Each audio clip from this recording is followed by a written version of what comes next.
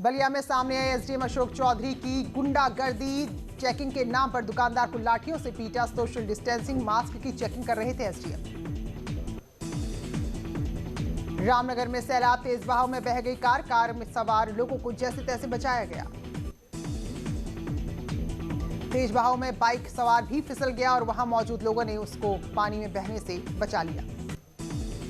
गौतम बुद्ध नगर शासन की पोल खुल गई है। कलेक्ट्रेट मुख्यालय परिसर ही तालाब में तब्दील हो गया है।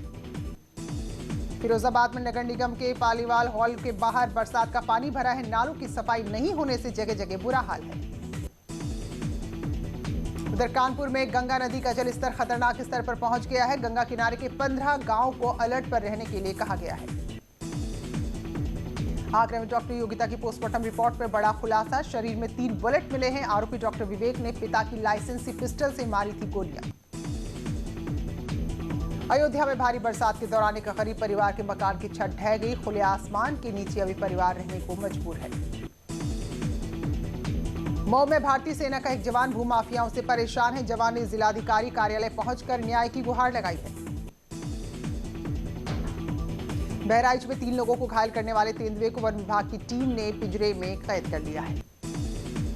प्रधानमंत्री ने महेंद्र सिंह धोनी को भावुक पत्र लिखा और कहा कि इतिहास में दर्ज होगा धोनी का नाम। तो धोनी ने ट्वीट कर कहा शुक्रिया।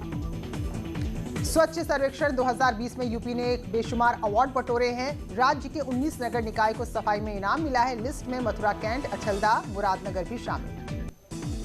अयोध्या में शुरू हुआ राम मंदिर का निर्माण कार्य। अभी मिट्टी की जांच में जुटे हैं इंजीनियर। ट्रस्ट के महासचिव ने कहा 30 से 40 महीने में प्राचीन तकनीक से बनेगा राम का मंदिर। आज से शुरू हुई यूपी विधानसभा की कार्यवाही। कोरोना का असर दिखा। सत्र में सोशल डिस्टेंसिंग का रखा गया है विशेष ध्यान। विधानसभा की कार्यवाही के दौरान मुख्यमंत्री ने चेतन चौहान को श्रद्धांजलि दी। मुख्यमंत्री ने कहा कि राज्य ने एक समर्पित नेता खो दिया है। इस दौरान मुख्यमंत्री ने शहीद सैनिकों को भी श्रद्धांजलि दी और कहा कि सेना पर देश को गर्व है। गलवान के शहीदों का बलिदान व्यर्थ नहीं जाएगा। विधानसभा सत्र शुरू होने से पहले यूपी विधानसभा पर सपा ने प्रदर्शन किया। सरकार को कोरोना से निपटने में पूरी तरह नाकाम बताया। यूपी विधानसभा पर समाजवादी पार्टी कार्यकर्ताओं ने सरकार के खिलाफ नारेबाजी की। कहा पढ़े लिखे नौजवानों को नहीं मिल रहा है रोजगार। आम आदमी पार्टी के सांसद संजय सिंह विधानसभा पहुंचे। सरकार के खिलाफ नारेबाजी की। आजमगढ़ में दलित प्रधान सत्यमेव जयते की हत्या से राजनीति तेज। परिजनों से मिलने जा रहे कांग्रेस नेताओं को पुलिस ने रोका। कांग्रेस कार्यकर्ताओं और पुलिस के बीच हुई झड़प। केंद्रीय मंत्री ने महिलाओं से बातचीत की है। प्रधानमंत्री का वीडियो कॉन्फ्रेंसिंग के जरिए जुड़ने का जो कार्यक्रम था अचानक कैंसिल होने पर प्रधानमंत्री की जगह हरदीप पुरी ने महिलाओं से बातचीत की।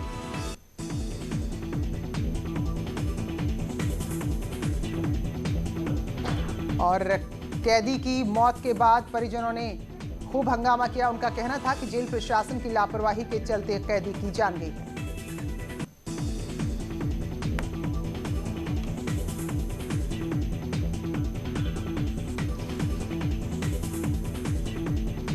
मेरठ में शराब के ठेके को लेकर महिलाओं ने हल्ला बोला। रास्ता जाम कर महिलाओं ने ठेके के विरोध में प्रदर्शन किया। बादा में पुलिस अधीक्षक कार्यालय पर हंगामा। सैकड़ों ग्रामीणों ने किया विरोध प्रदर्शन। 3 दिन पहले युवक की हुई थी मौत। हमीरपुर में पूर्व प्रधानमंत्री स्वर्गीय राजीव गांधी की जयंती पर कांग्रेसियों ने गांधी पार्क में सद्भावना दिवस के रूप में इस दिन को मनाया है। हरदोई में बुश सेफ ऑयल अभियान के तहत खाद्य सुरक्षा विभाग अभियान चला रहा है और खाद्य तेलों की जहां भी मिलावट मिल रही है वहां कार्रवाई कर रहा है। अंबेडकर नगर के टाडा नगर पालिका क्षेत्र में 3 दिव्यांग भाइयों को प्रधानमंत्री आवास योजना का लाभ मिला है। जन्म से ही तीनों भाइयों को दिखाई नहीं देता है। कांस्टेबल ने एक शख्स को गोली मारी। गोली लगने से युवक की मौत। गुस्से में मारी थी गोली। दिल्ली बुध विहार इलाके की है पूरी वारदात।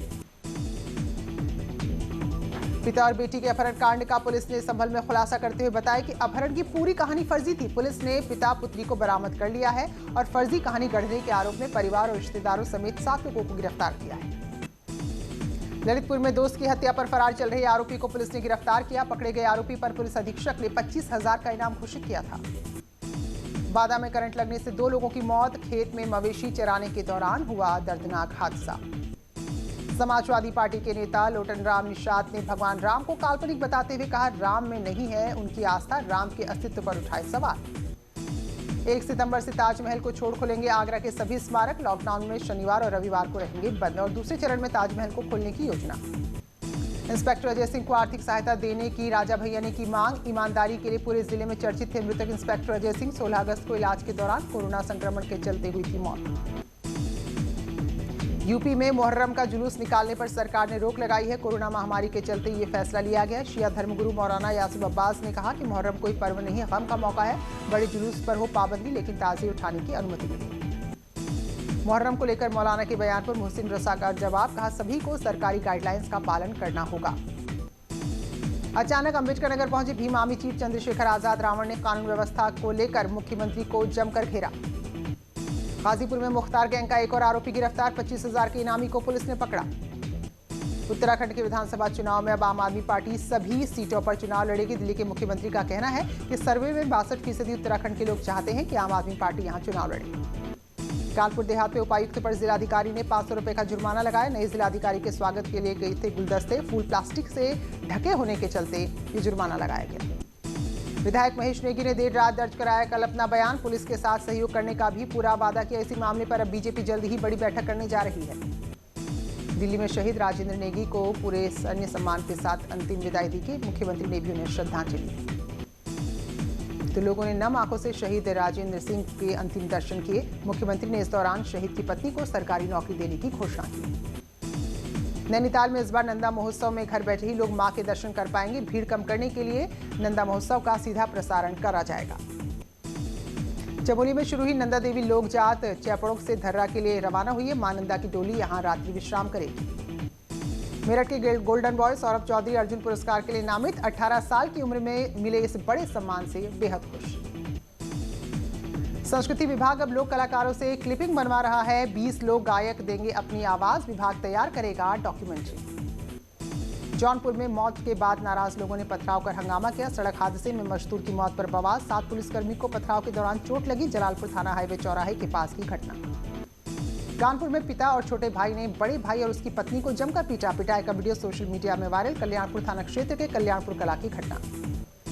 गाजीपुर के दिलदार नगर इलेक्ट्रॉनिक सब स्टेशन में लगी आग। 10 MB के ट्रांसफार्मर में भीषण आग लगी। प्रतापगढ़ में अपराधियों को होटल में नाश्ता कराते दिख रही है पुलिस। अपराधियों को समोसे खिलाने का वीडियो वायरल, जांच जारी। और एक छलदा थाना में चोरों ने एक घर से लाखों की चोरी की। घर में रखा नकदी, जेवर और लाइसेंसी रिवॉल्वर लेकर फरार हुए। संभल में होटल मालिक के बेटे ने फांसी लगाकर जान दी। परिजन जता रहे हैं हत्या की आशंका। भदोही में 17 अगस्त से लापता नाबालिग का शव मिला है, जिसमें परिजनों ने दुष्कर्म के बाद हत्या की आशंका जताई है।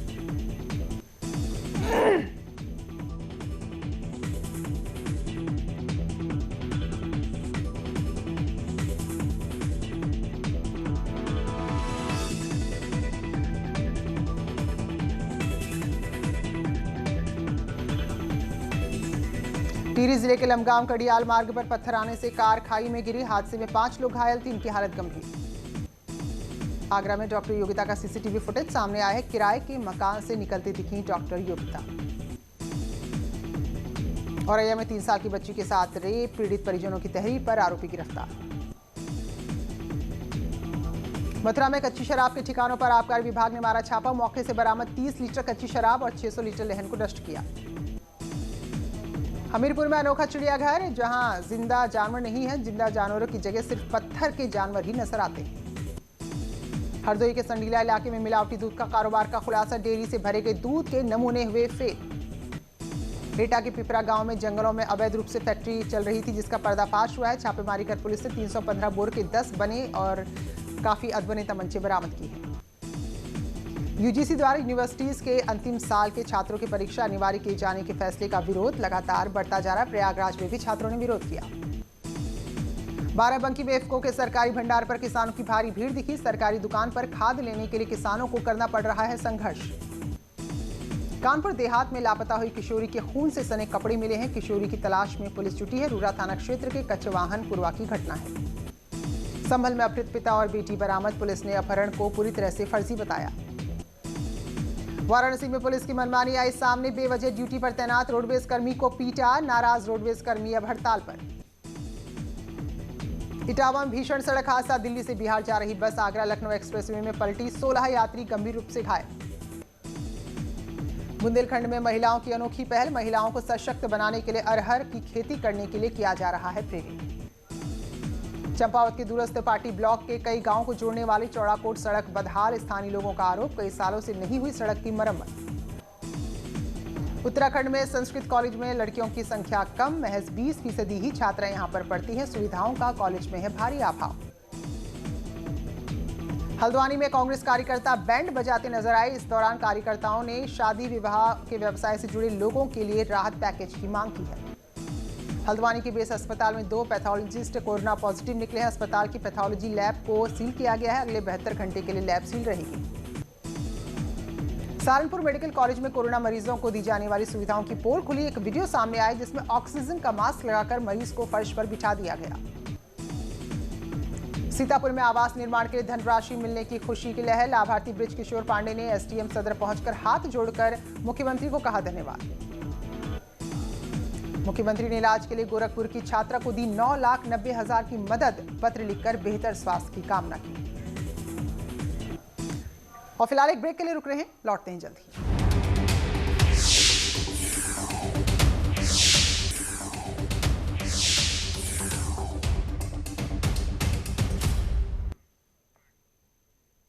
स्वागत है ब्रेक के बाद। आइए बढ़ते हैं खबरों में आगे। फर्रुखाबाद में गंगा और रामगंगा नदियां उफान पर, कई इलाकों में भरा पानी, सड़क मार्ग बाधित होने से लोगों का संपर्क टूटा। गाजियाबाद में भारी बारिश का कहर, इंदिरापुरम की और ग्राउंड ग्रीन विस्टा सोसाइटी की बाउंड्री वॉल गिर गई, दीवार की चपेट में आकर 3 गाड़ियों को नुकसान। चमोली से आई है डराने वाली तस्वीर, जोशी मठ में बांस के पुल के सहारे उफनती नदी को लोग पार करने को मजबूर। उत्तरकाशी के यमुना घाटी के 9 गांव में 2 युवक जानवरों के साथ यमुना नदी में फंस गए थे। घंटों की मशक्कत के बाद पुलिस ने सभी को सुरक्षित निकाला। बीन नदी भी उफान पर है। यमकेश्वर में कई गांवों का संपर्क ऋषिकेश से कट गया है, कई गाड़ियां भी पानी की चपेट में हैं। उत्तरकाशी में लगातार हो रही बारिश से गंगोत्री नेशनल हाईवे भटवाड़ी के आगे स्वारगौड़ गंगनानी के पास 2 जगह बंद है। लखीमपुर खीरी में नदियां उफान पर, बाढ़ की चपेट में 5 तहसील के 170 गांव। शाहजहांपुर में भी कई गांव में पानी घुसा, हजारों ग्रामीणों का संपर्क टूटा। सीतापुर में भी अब शहर की तरफ पानी बढ़ने लगा है। तंबौर इलाके में जलभराव से लोगों को परेशानी। गोरखपुर के ब्रह्मपुर ब्लॉक में कई गांव में भरा पानी, महीनों से लोग इसी तरह हालात में रह रहे हैं। दिल्ली में लगातार बारिश की वजह से कई जगह ट्रैफिक जाम से लोगों को गुजरना पड़ा। शाहजहांपुर में भी बाढ़ का कहर, पानी की वजह से सड़कों पर चलना मुश्किल हुआ।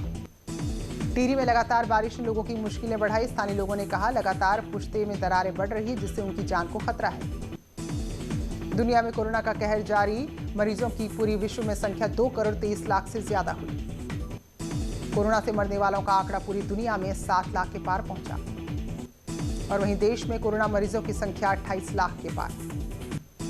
भारत में कोरोना का आंकड़ा 28,36,926 हुआ और एक्टिव केस 6,86,395। 24 घंटे में 69,652 नए मामले कोरोना के सामने आए।